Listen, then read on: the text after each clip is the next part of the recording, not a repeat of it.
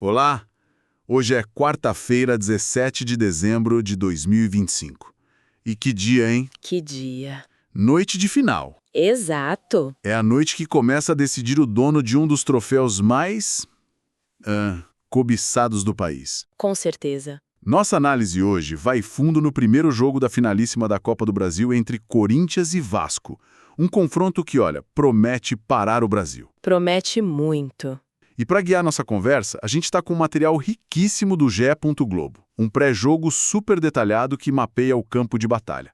Mas o nosso objetivo aqui não é só, sabe, repassar as informações. É entender o que está por trás, né? Isso, é entender as narrativas, decifrar as estratégias e descobrir onde, nos pequenos detalhes, esse título pode ser ganho. Ou perdido. Vamos mergulhar nisso. E que palco para essa batalha, né? O primeiro ato na Neoquímica Arena, em São Paulo. O que me fascina de cara é que a gente não tem um favorito claro. Nem um pouco. O que a gente tem são duas trajetórias, assim, de muita superação. Corinthians e Vasco chegam a esta final depois de semifinais decididas do jeito mais dramático possível, nos pênaltis. Exato. Isso já injeta uma carga de resiliência e tensão no ar antes mesmo de a bola rolar. Exato. A tal da casca. Então, vamos começar por aí. Ok, vamos desempacotar a jornada de cada um. Começando pelo Corinthians, um mandante. Eles entraram mais tarde na competição, Isso, na terceira fase, por conta da vaga na Libertadores. E o caminho não foi nada simples. nem um pouco. Eles tiveram que passar pelo Novo Horizontino, depois um derby contra o Palmeiras, que por si só. Já vale uma temporada para o torcedor. Exato, depois eliminaram o Atlético Paranaense, que é sempre um adversário duríssimo, em mata-mata. E, por fim, essa classificação épica contra o Cruzeiro. É aí que o roteiro fica com cara de cinema. A vaga veio nos pênaltis e o artigo do GE. Globo ressalta um herói, o goleiro Hugo Souza. Foi o cara. Ele foi o cara que garantiu o Corinthians na final. Ou seja, eles foram testados até o limite da pressão. E se a gente conecta isso ao quadro geral, vemos um time que aprendeu a sofrer. A equipe do Dorival Júnior não chegou aqui por acaso ou só pelo talento. Chegou pela força mental. Totalmente. Superar um clássico da rivalidade do derby, uma disputa de pênaltis, numa semifinal, te dá uma armadura emocional, sabe? Que poucas coisas no futebol conseguem dar. Eles sabem que podem sobreviver aos piores momentos. E se o caminho do Corinthians foi de superação, o do Vasco não fica nem um pouco atrás. A jornada deles foi ainda mais longa, começando lá na primeira fase. Lá do comecinho. Mas com um tempero especial que muda tudo. Eles tiveram que passar por cima dos maiores rivais para chegar aqui. Olha, esse é um ponto crucial. Uma coisa é avançar na competição, outra coisa é avançar eliminando Botafogo nas oitavas E o Fluminense na semifinal. e o Fluminense na semi. São vitórias que transcendem a classificação. Elas inflamam a torcida, solidificam o trabalho do técnico e principalmente dão ao elenco uma convicção, assim, quase inabalável. Eles não chegam se sentindo azarões, né? De jeito nenhum. Eles chegam sentindo que derrubaram gigantes para conquistar esse direito. E para coroar essa narrativa, a simetria que você mencionou no início. A vaga do Vasco também veio nos pênaltis. É impressionante. É um paralelo incrível. Me diz uma coisa, o que isso significa na prática para o jogo de hoje? Dois times que acabaram de passar pela mesma prova de fogo. Chegam mais calejados ou o desgaste emocional pode pesar? É uma ótima pergunta. Eu vejo mais pelo lado positivo, sabe? Significa que os dois times têm batedores de confiança e goleiros que já mostraram que podem decidir. Faz sentido. Num jogo de final, tenso, onde qualquer erro pode ser fatal, saber que você tem essa rede de segurança no final é um alívio psicológico tremendo. Ninguém quer ir para os pênaltis, mas eles sabem que, se precisar, eles têm competência para isso. É um equilíbrio de forças até no intangível. Exatamente. Faz todo sentido.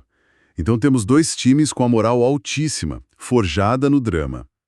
Mas confiança não escala time, né? Pois é. Vamos para dentro de campo, para as escolhas dos técnicos, e aqui a história de cada um muda completamente. Começando pelo Corinthians. Dorival Júnior tem o que todo técnico sonha numa final. O famoso problema bom. Elenco completo, sem desfalques, todo mundo à disposição. Mas isso cria um quebra-cabeça tático fascinante. E o GE aponta exatamente isso, né? Duas grandes dúvidas no meio-campo que podem alterar completamente a cara do time. Completamente. A primeira na volância, Ranieri, que volta de lesão, disputa a posição com José Martínez. E a segunda é na criação. O retorno de Rodrigo Garro ameaça a vaga do peruano André Carrillo. Qual dessas duas escolhas você acha que é a que vai realmente ditar a postura do Corinthians? Para mim, a escolha-chave é Garro ou Carrillo. A primeira dúvida, Ranieri ou Martínez, é mais sobre poder de marcação. Ranieri é talvez um pouco mais destruidor, mais cão de guarda. Certo. Martínez dá mais sequência ao que vinha funcionando, mas a segunda, essa define a alma do time.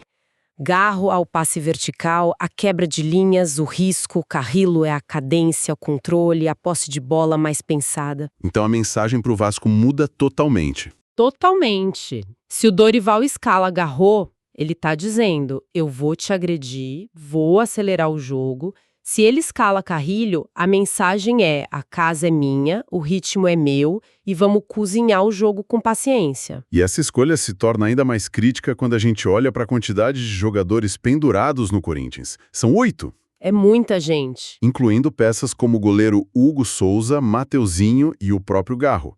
Isso não pode acabar influenciando a intensidade do time? Poderia, em teoria, mas eu acho que não vai ser um fator decisivo.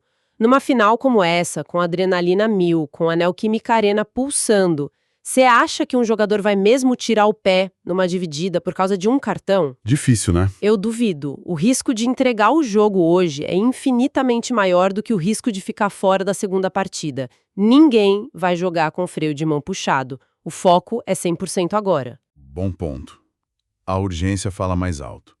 Então, a escalação provável do Corinthians com essas dúvidas seria Hugo Souza, O herói, isso, Hugo Souza, Mateuzinho, André Ramalho, Gustavo Henrique e Matheus Bidu. No meio, Maicon, José Martínez ou Ranieri, Breno Bidon e Rodrigo Garro ou Carrillo. E no ataque, a dupla de peso Memphis Depay e Yuri Alberto. é um time muito forte, com muitas alternativas.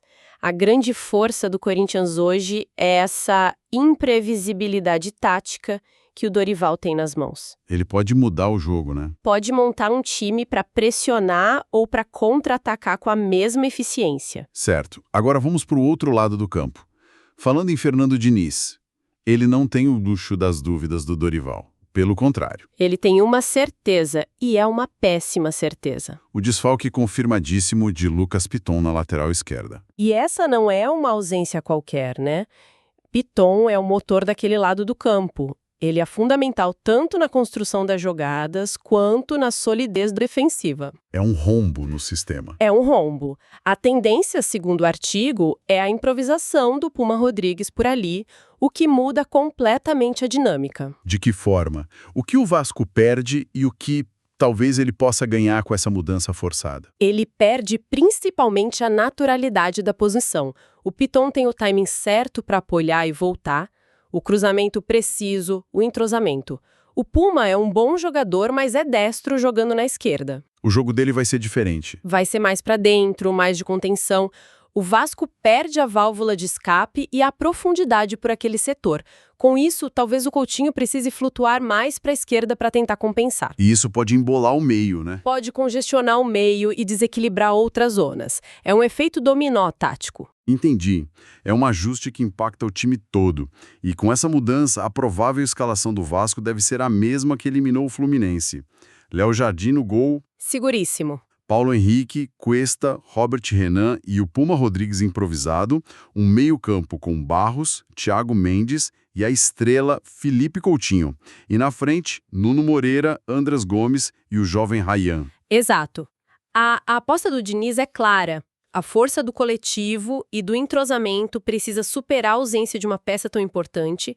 Ele confia que o sistema, o famoso dinizismo, é forte o suficiente para mascarar essa deficiência. É a resiliência sendo testada de novo. Mais uma vez. Então temos um cenário muito claro.